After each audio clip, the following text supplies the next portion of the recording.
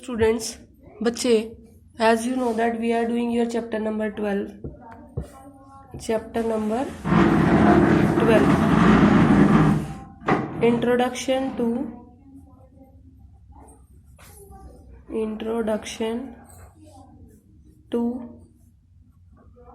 three-dimensional geometry.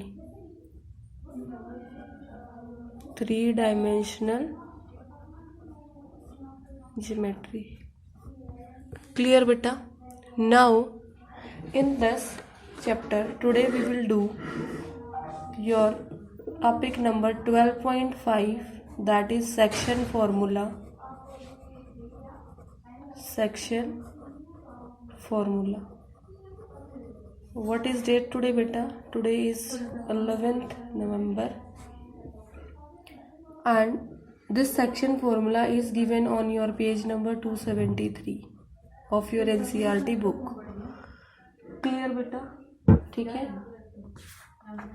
If we have let the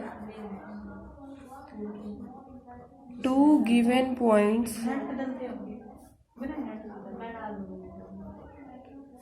be P point is x1, y1, z1, and your Q point is q2 into y2 and z2, and we will let some point r, that is x, y, z,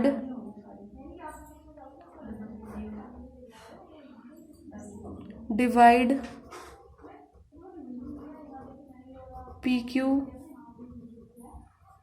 in the given ratio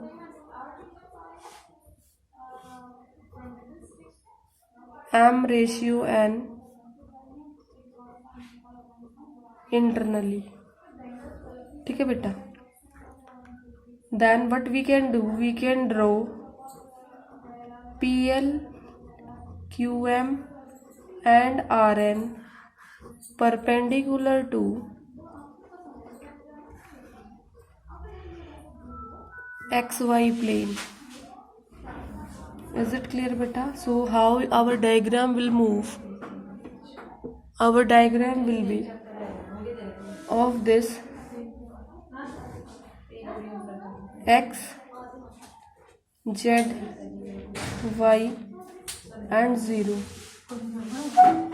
Clear, beta? And we take a form of plane over here, that is SR T L N M. यहाँ से हम एक line ले लेते बेटा, P and Q. This ratio is M and this one is N. Clear, बच्चा? As per this, what we can see that PL is parallel to RN and that is parallel to QM. And beta, also we know, triangle PSR is similar to triangle QTR. PSR is similar to QTR, this one triangle. Is it clear? As per the similarity theorem,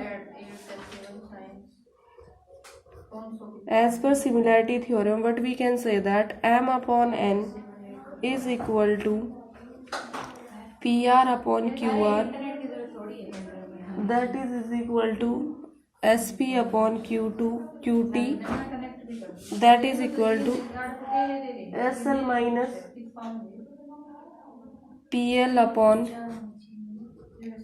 QM minus TM, that is equal to NR minus PL upon QM minus NR. ठीक है बच्चे? Over here what we can use, Z minus Z1 upon Z2 minus Z. This implies ये क्या imply करता है, जो अभी तक मैंने आपको बताया कि ये फिगर अगर आ जाए, ये ट्रायंगल इसके सिमिलर हो जाएगा। इतना आप 10th में कर चुके हो। इसके बाद बेटा जो रिलेशनशिप आएगी आपकी, you will get that your Z will be mz2 plus nz1 upon m plus n। ठीक है। अगर similarly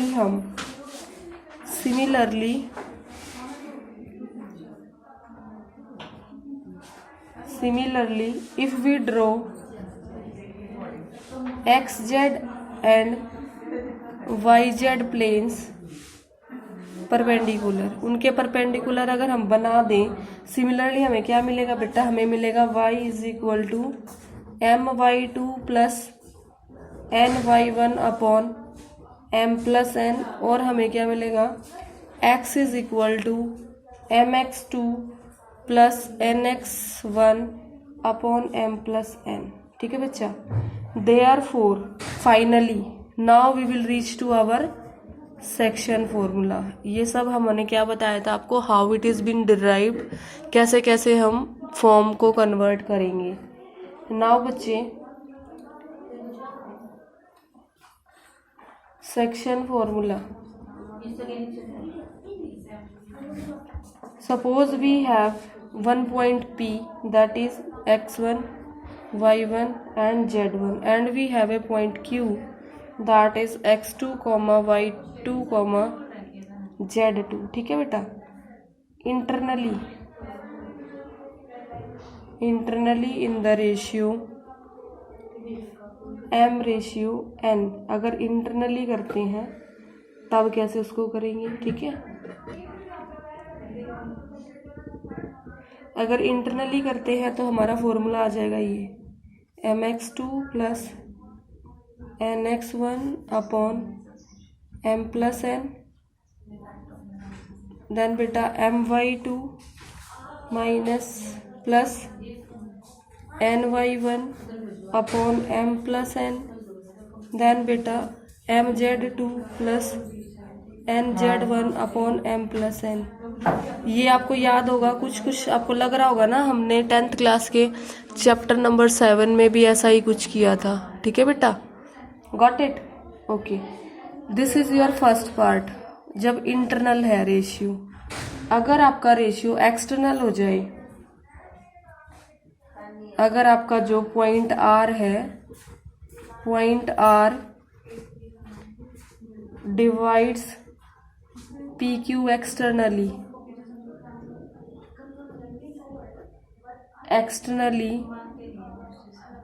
in m ratio n, then its coordinates are obtained by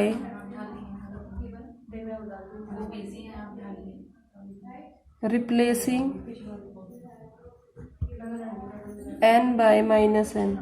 तो इसका ये वाला फॉर्म हमारा कैसे बन के आ जाएगा बच्चे, mx2 minus nx1 upon m minus n into my2 minus ny1 upon m minus n mz2 minus nz1 upon m minus n। ठीक है बेटा, ध्यान रखेंगे आप। ये कब, जब इंटरनली डिवाइड करेगा R पॉइंट, और ये वाला कब, जब R पॉइंट PQ को एक्सटर्नली रेशियो में डिवाइड करेगा। Is it clear. Internally means ये कोई आपका हो गया PQ, यहाँ R आ गया कहीं पे, और एक्सटर्नली मीन्स ये आपका PQ हो गया और ये R जो है इसके बाहर आपका आएगा। That means your external. Clear बेटा। Okay, now we will come case 1। What is our case 1। अगर हमारे coordinates of the mid point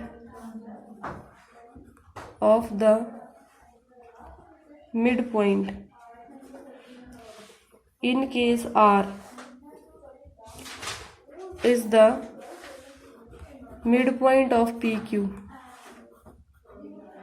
तो हमारा क्या आ जाएगा, m रेशियो n क्या हो जाएगा बेटा 1:1, जिससे हमारे x की वैल्यू क्या आ जाएगी x1 plus x2 upon 2। y किससे आ जाएगा y1 प्लस y2 अपॉन 2, और z किससे आ जाएगा z1 plus z2 upon 2। Is it clear? Case 2 में बेटा क्या आएगा हमारा, coordinates of the point R which divides PQ in the ratio K:1 are obtained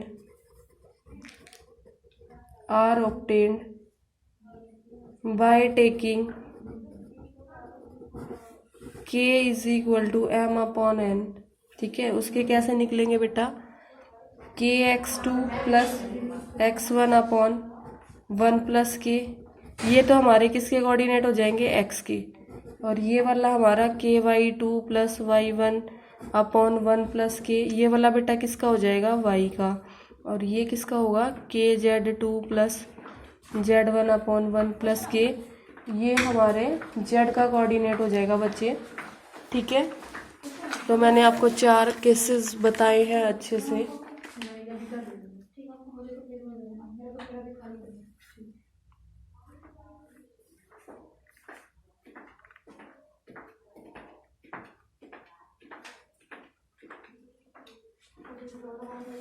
ठीक है बच्चे, आप इसको इसमें सबमिट, ये आपके क्वेश्चंस आ जाएंगे। अब हम बेटा देखो, आपका example number 7, 8, 9 and 10 in formulas पे ही बेस्ड है, जो 4 फॉर्मूला मैंने आपको बताए हैं। देखो एग्जाम्पल 7 में क्या है, example 7 it is saying find the coordinates of the point which divides the line segment joining the points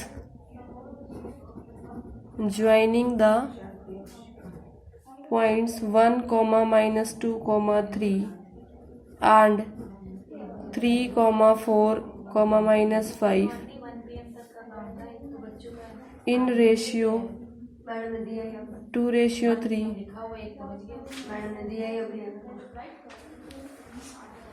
internally, then second one is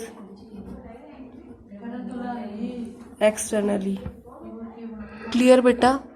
अब देखो, जब हम इसको सॉल्व करेंगे आपके एग्जाम्पल नंबर 7 के फर्स्ट पार्ट में हम कौन सा फॉर्मूला यूज करेंगे, देखो इंटरनली वाले में हम फॉर्मूला यूज करेंगे आपका x is equal to x2 plus nx1 upon m plus n, y is equal to my2 plus ny1 upon m plus n, and z is equal to mz2 plus nz1 upon m plus n, where जहाँ पर बेटा आपके m की value होगी 2, n की value होगी 3, इस coordinate से पता चलेंगे।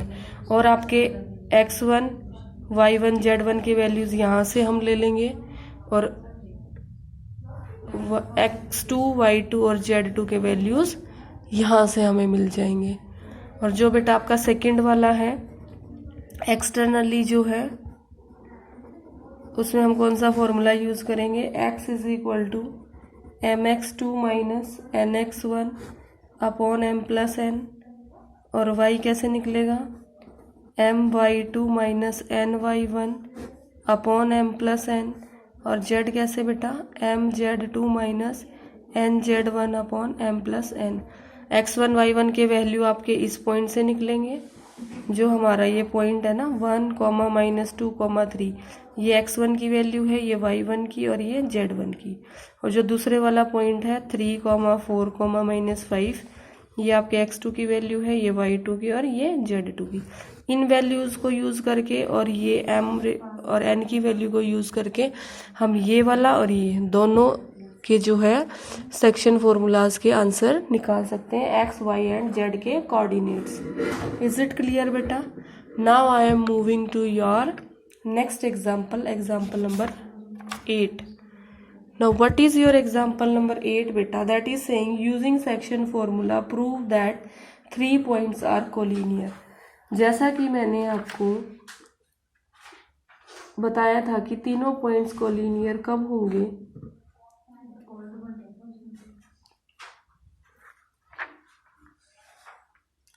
the coordinates of point P are, आप इसको निकाल देंगे।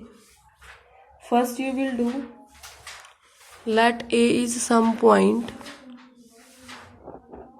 What about your example number 8? It is saying prove that using section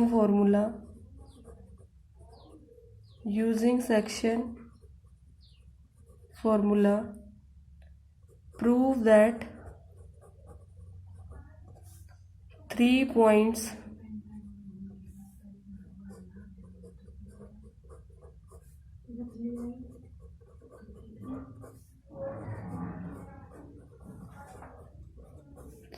are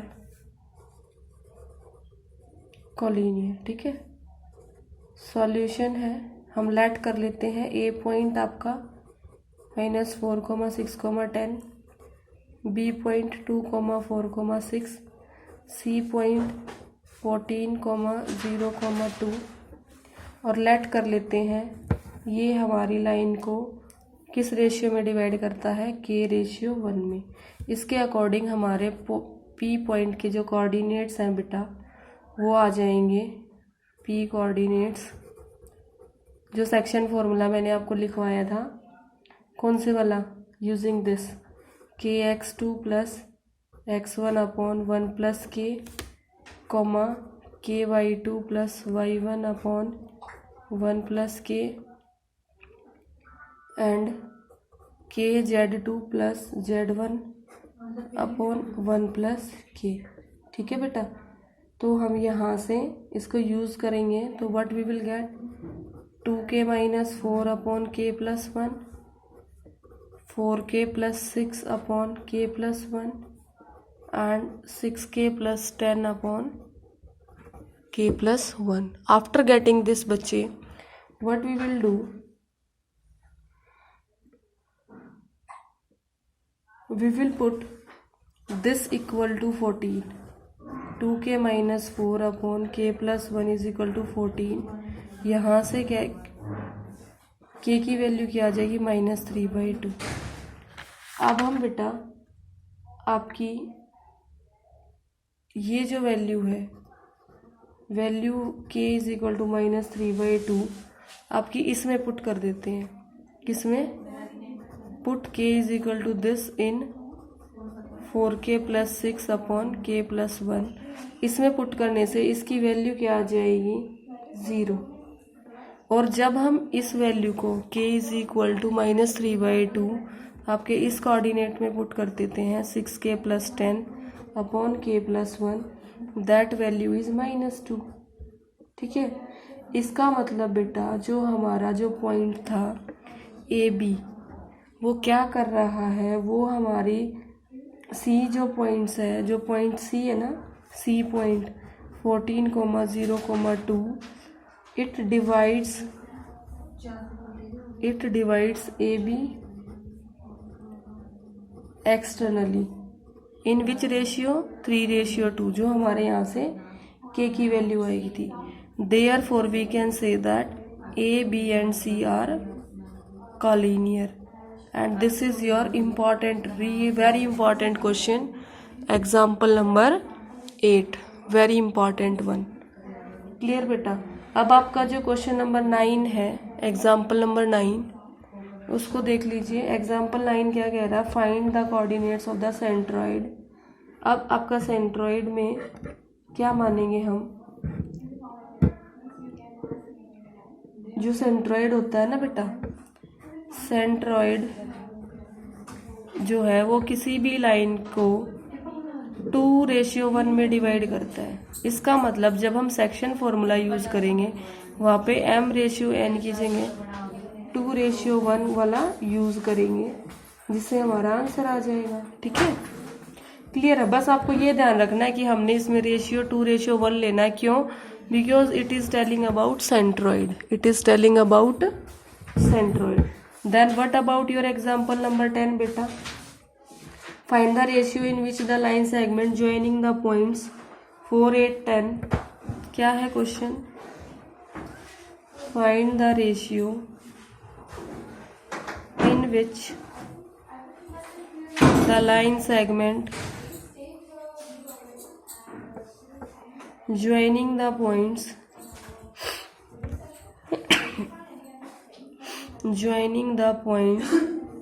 4, 8, 10 and 6, 10, -8 is divided by YZ plane. YZ plane से वो डिवाइड होती है। तो इसमें भी बेटा हम लेट कर लेंगे कोई भी ऐसा point P, let P any point x, y, z that divides in the ratio k/1 and using this formula which I have told you about in your example number 8, the same formula we will use and we will get the coordinates। बेटा कौन से coordinates मिल जाएंगे हमें? 4 + 6k + k + 1, 8 + 10k + k + 1 and 10 - 8k k + 1। जब इसमें करेंगे बेटा यहाँ पर हमारा x कोऑर्डिनेट इज 0, क्योंकि कौन से प्लेन में लाई कर रहा है? YZ में। YZ में करेगा तो x 0। तो इस वैल्यू को हम 4 + 6k = k + 1 को = 0 पुट करेंगे। यहाँ से k की वैल्यू आ जाएगी -2/3। That is our ratio, that is our ratio बेटा। ठीक है, now from my side your introduction of this chapter is exercise is over and exercise 12.1 you have 12.3 you have to complete now. Complete it down. Then बच्चे your miscellaneous examples also you will do yourself. Do miscellaneous examples. If not able to understand you can ask me. And you will do your miscellaneous exercise of chapter 12 also. This is your today's homework. Clear? 12.3 miscellaneous examples and miscellaneous exercise is your homework beta. And in next class I will start your next chapter, that is chapter number 13, limits and derivatives. क्या start करेंगे बेटा? We will start chapter number 13, limits and derivatives. This is all about your class बच्चे। Hope you have understood the today's concept of section formula. क्या किया था हमने section फॉर्मूले में? एक तो PQ जब इंटरनली डिवाइड किया था, that formula I have told you. PQ have divided externally, that I have told you. And then I have told you mid point formula. Then I have told you about centroid also. Centroid में ratio क्या लेंगे? 2:1। Mid point में ratio क्या लेंगे? 1:1। और जब ratio given नहीं होगा तब हम क्या लेंगे? k:1। इज इट क्लियर बेटा? And that's all. Thank you.